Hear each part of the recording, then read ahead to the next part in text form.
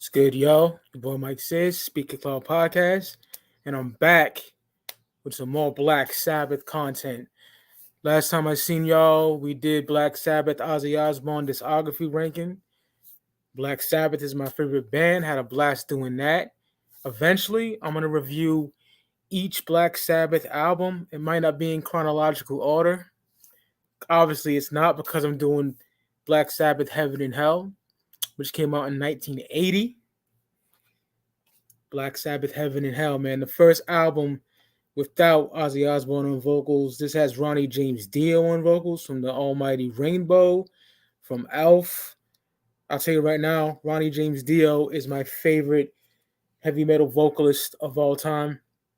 He's number one.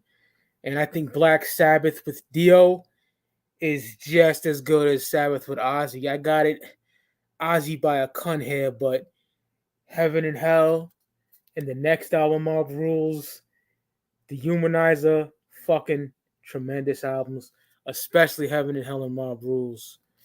This album is tremendous, man.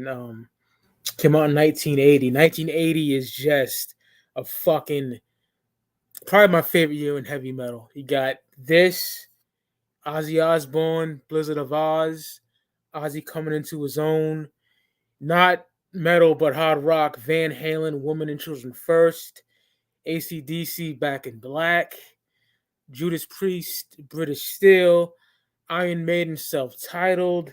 Then it got the new wave of British heavy metal like Diamond Head, all that shit, bro. I can go on and on with 1980 metal albums. So many fucking heat rocks. But talking about Black Sabbath, Heaven and Hell. Now, how did I get introduced to the Dio version of Black Sabbath? Well, by 1995, my uncle bought me Powder, like I explained. I was already hooked. I got the other albums by that time.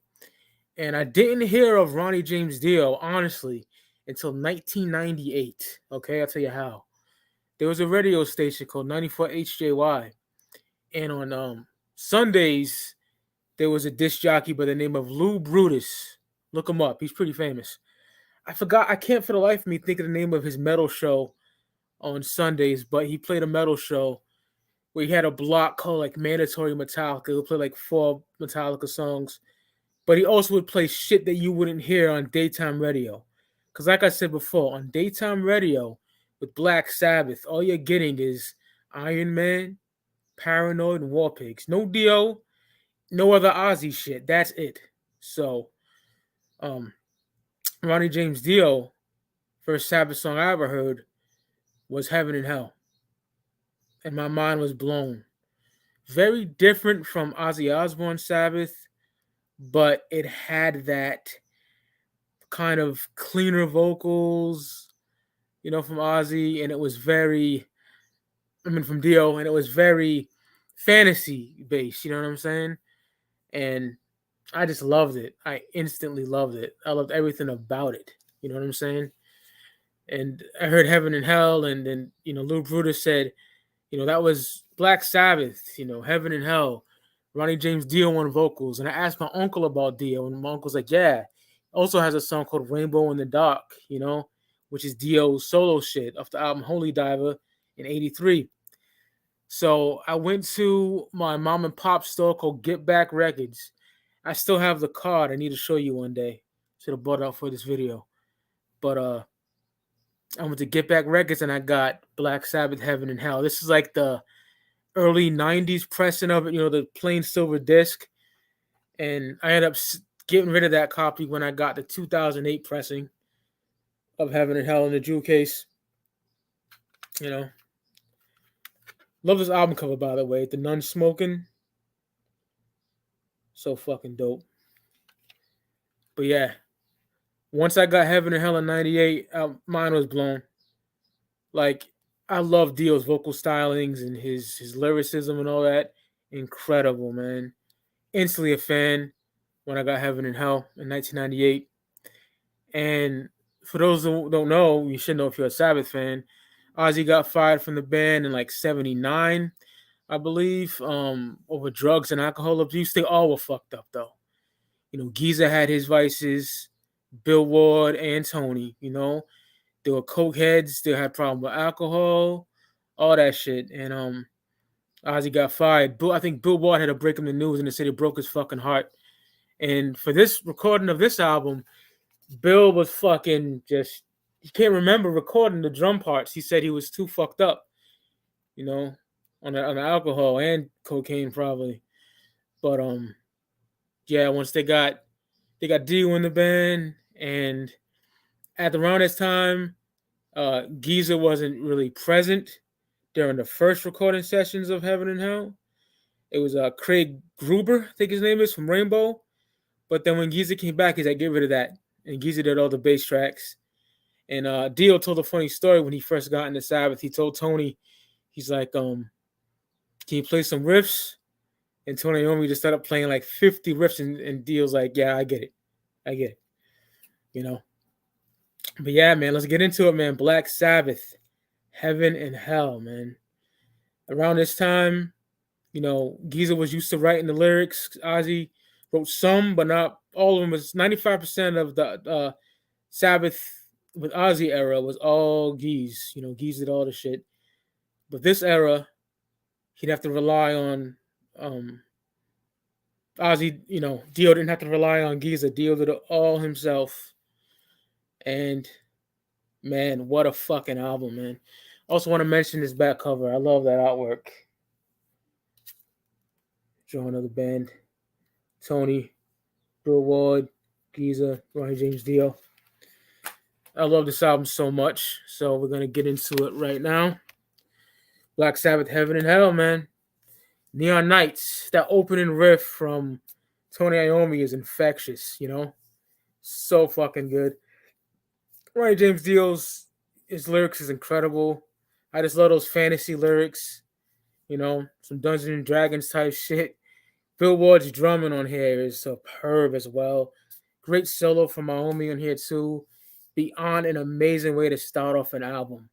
Neon Nights is so fucking good. I watched some footage, I think, of the Black and Blue tour with Blue Oyster Cult. I'm a big fan of Blue Oyster Cult as well.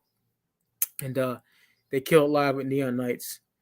This album is produced by Martin Birch too, by the way. Martin Birch, legendary heavy metal producer. Iron Maiden, Blue Oyster Cult, fucking look them up, man. Deep Purple, Whitesnake.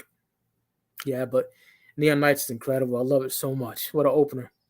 Then we get Children of the Sea, an absolute classic. Tony guitar on the beginning is beautiful, man. Geezer Butler's bass playing is amazing on here too. This song has some of my favorite lyrics ever written by Dio. In the misty morning, on the edge of time, we've lost the rising sun, a final sign. Incredible. Also love how Dio sings the emotion of the music. You know what I'm saying? Like when things are quiet and a bit more softer, his vocals match that. When things become more heavy, you know, his vocals get more harsh. You know, I love how he like transitions between the mood of the song, you know. And at the end, that look out, you know. Dio started that shit. I don't give a fucking nobody says. His pictures are like fucking John Lennon doing it, you know. But come on, man. Dio like made that shit popular. And his grandmother would do that shit to him. Then we get Lady Evil. I love the riff. You know, the groove on here is great too. Dio singing about an evil woman. He's on that fantasy shit on here. But this could also be in reality because there's a lot of evil women out there, yo. Iommi's solo in here is killer. You know, so fucking good. I love Dio's lyrics. So if you ever get to Witch's Valley, don't dream or close your eyes and never trust your shadow in the dark. Amazing lyricism from Ronnie James Dio. Lady Evil is definitely a great track. I love that song, man. She's a magical, mystical woman. Fire, bro. Then we get the epic of the album, to me, Heaven and Hell. Beyond classic, man. Sing me a song, you're a singer. Do me a wrong, you're a bringer of evil. One of my favorite riffs ever, too. Like, Tony is the king of riffing. One of my favorite riffs ever, hands down. One of the greatest songs in heavy metal history. Geezer's bass line is amazing on here as well. Incredible rhythm section, too. The musicianship is at an all-time high on here. You know, the world is full of kings and queens, will blind your eyes and steal your dreams. It's heaven and hell. Beyond classic, man. That's the first time, like I said, I heard Sabbath with Ronnie James Dio, and I was just blown the fuck away completely. So fucking good. Then we get Wishing Well. Amazing song. Roll me a penny and I'll make you a dream. The lyricism of Ronnie is just superb on this album. The instrumentation on here is fantastic. They all sound tight on here as well. Like, such a good song. Love it so much. Then we get Die Young. One of my ultimate favorites. So fucking good. You get that atmospheric vibe in the beginning with Tony playing some chords. Then it just gets heavy, you know? Definitely one of my favorite songs on the album. Amazing bass playing from Geezer on here too. On the bridge when Ronnie sings, Die Young, Die Young. I fucking love that. It sounds so epic, you know? So live for today, tomorrow never comes. That's real shit. You know, live for today, tomorrow ain't promised to you type shit. Ronnie really spitting on here for real, man. So fucking dope. Then we get Walk Away. A lot of people said this wasn't that good Sabbath song. I fucking love it. Dio talking about walking away from a woman that wants to trap you in a relationship and have a baby by you. You know what I'm saying? Dio was spitting some real game. Don't let them bitches trap you. You know what I'm saying? Love the whole message on that song. It's fucking fantastic, man. Walk Away. It's definitely a good song in my personal opinion. You know, so fucking good. Then we get the closer of the album, the 8th song. Lonely is the Word. Excellent riff from Tony on here. And Bill Ward's drumming is superb. Such an epic song. Dio's vocals is amazing as always. You know what I'm saying? Kind of like a riches to rags type story. You know, one day you can have everything. The next day you have nothing. Just end up lonely, you know. Tony's solo is masterful too. So good. A tremendous way to end the album.